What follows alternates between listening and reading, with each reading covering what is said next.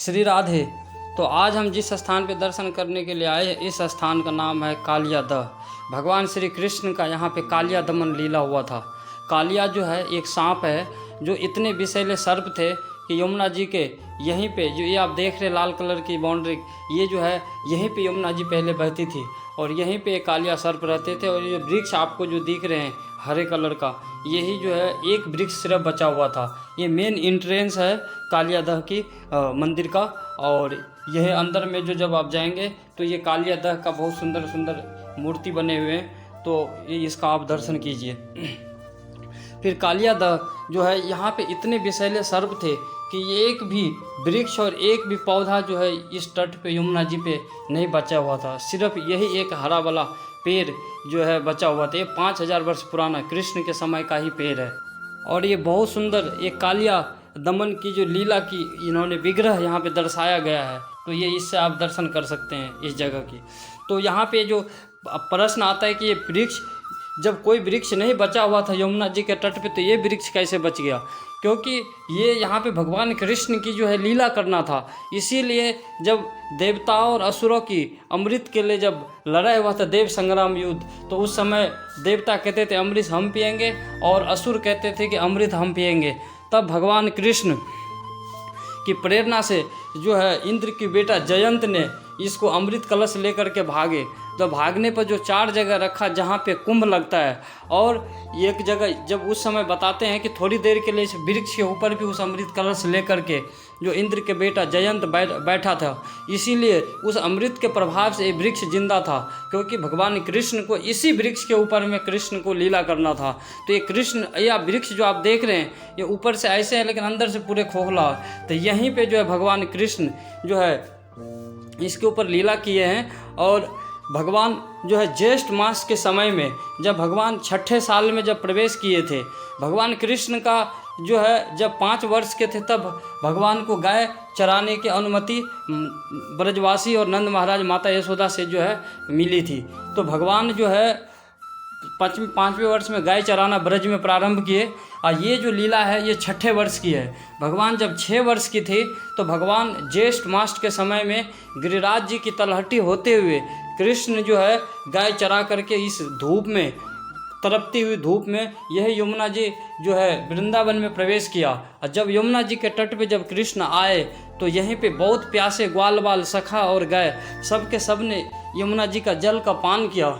जैसे ही कृष्ण की सखा ने जल को पान किया, कृष्ण की सखा सब के सब मूर्छित होकर के गिर गए। अब कृष्ण कहते कि अब हो क्या गया ये?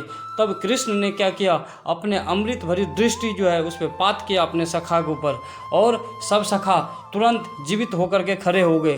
तब सब सखा कहते हैं कि अभी तो हम मर चुके थे, तब वापस हम जिंदा कैसे हुए? तभी सखा कहते हैं कि जो कृष्ण है इसमें नारायण का स्वरूप है, गर्गाचार्य जी ने नामाकरण के समय में बताए थे। तो कृष्ण की ही कृपा से हम लोग यहाँ पे जीवित हुए हैं। तब कृष्ण ने मन में विचार किया कि ये यमुना जी को हमें पवित्र करना है, क्योंकि कालिया का जहर के प्रभाव से कोई भी यहाँ पे जो है जल पीने के लिए नहीं आता है। तब कृष्ण ने एक लीला रची, सब सखाओं मिल करके वहाँ पे गेंद खेलना प्रारंभ किए। और जैसे ही गेंद खेलना स्टार्ट किए, कृष्ण ने एक जोर से इतना गेंद में मारा कि कोई सखा भी उस गेंद को नहीं रोक पाया, और सीधा जा कर के कालिया हृद में गिर गया, जहाँ पे कालिया सांप नीचे सोया हुआ था। और भगवान कृष्ण को सब सखा कहने लगे कि कृष्ण मेरा गेंद ला कर के दो।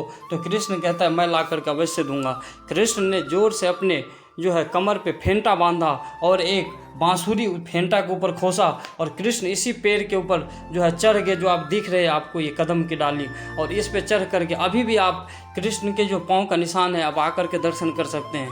और कृष्ण जो है ऊपर चढ़ करके कृष्ण ने यमुना जी में कूद गए। जैसे ही कूदे, कालिया नाग सोए हुए थे जग गए। जग करके कृष्ण को कहते हैं कि जो तुम कौन हो, कहाँ से आए हो? कृष्ण कहते हैं मैं अपना बॉल लेने के लिए आया हूँ।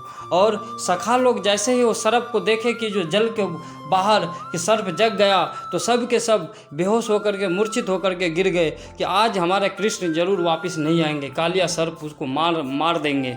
और इतने में अपशकुन होता है, और अपशकुन को देख करके नंद महाराज और माता यशोदा ब्रजवासी के मन में भय होता है कि कृष्ण आज गाय चराने के लिए गया है, जरूर कंस कोई न कोई राक्षस को भेजा है, कुछ अनहोनी होगा कि कृष्ण मारे जाएंगे।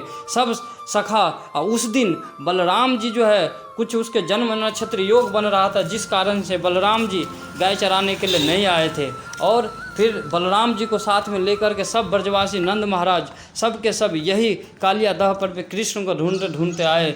जब इस बात को पता लगा कि कृष्ण जो है जल में जा चुके हैं, तो माता यशोदा और नंद महाराज ने सोचा कि जब मेरे कृष्ण मेरा प्राण है, जब कृष्ण ही नहीं रहेगा तो मैं इस जीवन को धारण करके क्या करूँगा।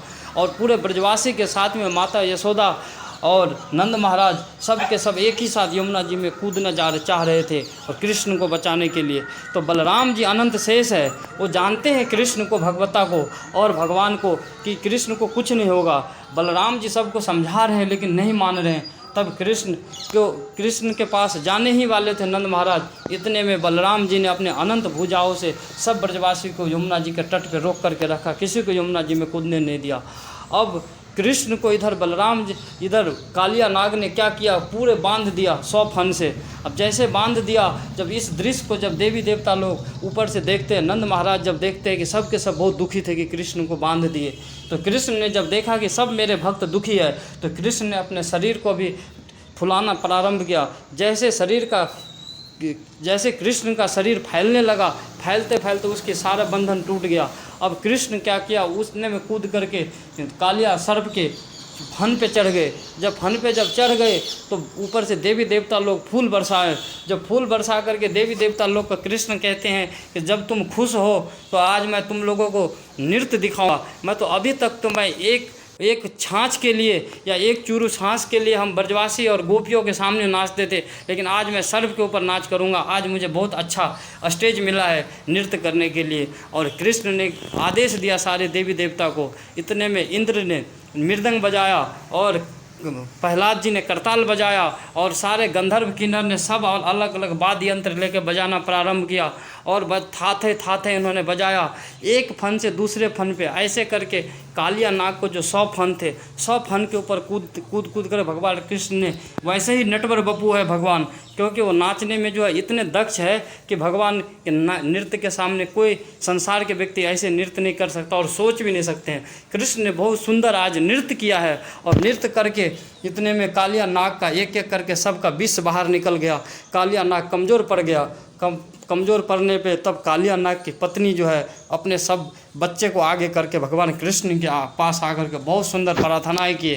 प्रार्थना सुन करके जब थोड़ा प्रार्थना बहुत सुंदर किया कि मेरे पति तो बड़ी दुष्ट है, प्रभु आपको मार देना चाहिए, लेकिन आप इतने दयालु हैं, मेरे पति को अभी तक आपने जिंदा रखे हुए हैं।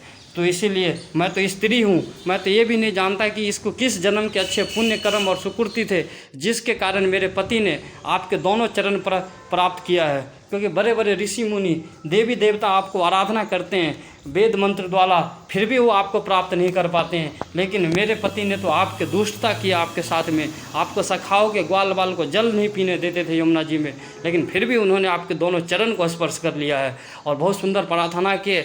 इतने में जब होश आए कालिया नाग को, तो कालिया नाग फिर उन्होंने बहुत सुंदर प्रार्थनाएं कालिया नाग भी किया। कहते हैं कि हे प्रभु, मैं तो अपने ताकत के अंधे होकर के और मैं क्रोधी और ईर्ष्यालु होने के कारण जो है मैं तो आपके प्रभाव को समझ नहीं पाया, तो इसीलिए अब मुझे आदेश दीजिए, आप जो मुझे बोलेंगे मैं आपके आदेश को पालन करूँगा। तब कृष्ण कहते हैं कि जो तुम यदि चाहते हो मेरे आदेश के पालन करने के लिए, तो तुम यहाँ से जो है जहाँ से आए हो रमणीक द्वीप से वहाँ चले जाओ। तब कालिया नाग कहते हैं कि प्रभु मैं चले तो जाऊँगा, लेकिन वहाँ पे जो आपके भक्त जो गरुड़ जी है वो तो मुझे खा जाएंगे, क्योंकि मैं उन्हीं से डर के मारे में इस स्थान पे आकर के छुपा था। कृष्ण कहते हैं कि जो अब डरने की बात नहीं है, अब गरुड़ जी आपको जब देखेंगे आपके ऊपर में कि जो मेरे चरण का छाप पड़ा हुआ है, इस छाप को देख करके कृष्ण तुमको प्रणाम करके साष्टांग लेट करके प्रणाम करेंगे, क्योंकि अब हमारे चरण चिन्ह तेरे ऊपर पड़ा, डरने की बात नहीं है। तब यहाँ से कालिया जो है कृष्ण के आदेश पा करके उन्होंने समुद्र के रास्ते थे रमनक द्वीप में जो है समुद्र के रास्ते से जो फिजी में उस जगह चले गए। तो कालिया नाग के पूर्व चरित्र जो है गर्ग संहिता में वर्णन आते हैं कि गर्ग संहिता में जो है कालिया नाग देवशिरा नाम के ऋषि थे और अश्वशिरा नाम के ऋषि जो है कागभूषणी थे। दोनों जो है वहाँ पे एक वन में तपस्या कर रहे थे। एक दिन जो है देवशिरा ऋषि ने ऐसे अनजाने बस उन्होंने अश्वशिरा ऋषि के आश्रम पे जा कर के उसी स्थान पर उन्होंने भजन करने लगे। जब भजन करने लगा तो अश्वशिरा ऋषि ने उसका बहुत बड़ा भरा बोले कि जो तुम मेरे स्थान पे आकर के क्यों भजन करते हो। और बहुत जब सुनाया, जब उल्टे सीधे, तो सुनने के बाद देवशिरा ऋषि कहते हैं कि जो तुम ऋषि होकर के ऐसे उल्टे सीधे बड़ा भला बोलते हो, तो तुम इसीलिए कौं करने से तुम जो कौवा बन जाओ।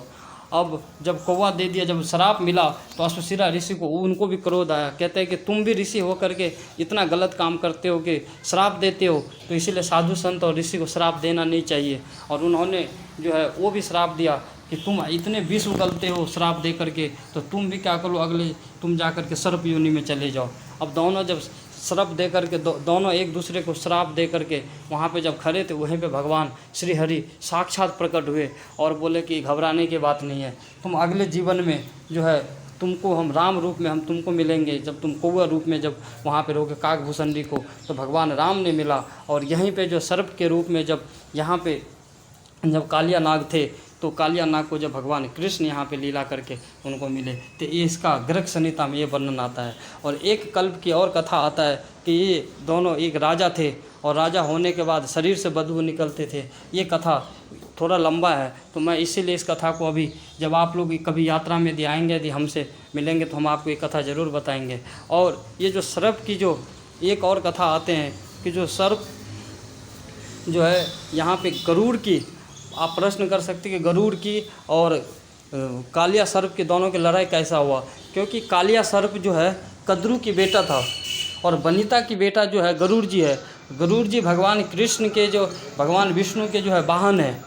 और जब एक बार शर्त लगी कालिया नाग को और वनिता को कि इंद्र की घोड़ा काला है या सफ़ेद है, तो नाग कहते, कालिया नाग कहते हैं कि उसकी घोड़ा जो है काला है, और वनिता कहता है कि सफ़ेद है। जब दोनों में शर्त लगाए कि जो हार जाएंगे तो उनको एक का दासी रूप में रहना पड़ेगा, तो वनिता ने स्वीकार किया। जब जा कर के जब उन्होंने चेक किया स्वर्ग लोक में जा कर के, तो उन्होंने जितने भी कालिया नाग के सांप थे काले काले, सब ने जा कर के घोड़ा के ऊपर से नीचे तक लपेट करके उन्होंने काले साबित कर दिया। जब वनिता ने जब देखा कि स्वर्ग की जो राजा इंद्र है, इंद्र की घोड़ा जो है काले हैं लेकिन वास्तव में सफ़ेद है, लेकिन उन्होंने उसके धोखा करके उन्होंने काले कर दिया। और काले करने के बाद जो है वनिता को उन्होंने दासी बना करके उन्होंने कालिया नाग रखा था।